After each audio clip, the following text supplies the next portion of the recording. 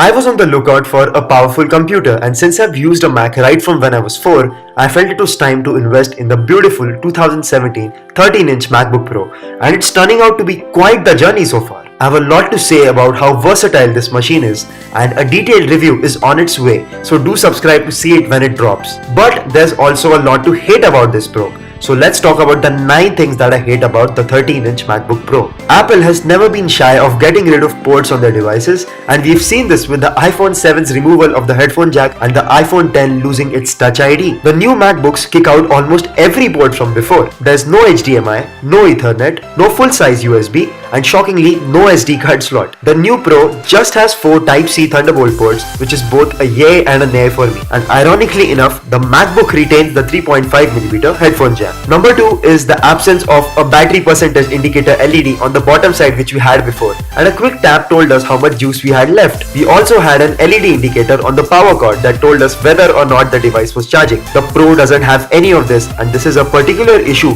when you close the lid of your laptop or the laptop is shut down whilst it is charging. Absence might not be a deal breaker for you, but I surely felt it worth mentioning. Here's an insane MacBook ad that shows how ingenious MagSafe was. By carelessly tripped over my power cord, yanked me straight down to the ground. Bam!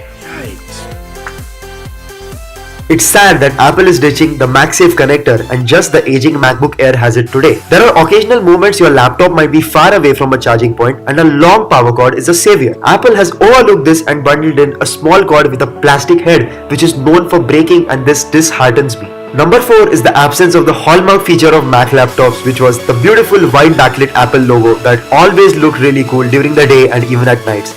It was a symbolic feature that marked the Mac's presence and it instantly stood out, and Apple has axed it for reasons I'm not interested in. Number 5 is the battery life, and MacBooks are famous for outstanding battery life and have always hammered Windows laptops in this department. However, the 2017 MacBook Pro that I have hasn't fulfilled its all-day battery tag, and I'm extracting 5 hours at max with the Wi-Fi always on and the brightness staying at nearly 50% with mixed usage including typing, playing YouTube videos, playing songs via Bluetooth, and even the inbuilt speakers. If I start editing a movie, I manage to consume nearly 60% battery in 2 hours whilst editing in iMovie, but the performance is never a complaint.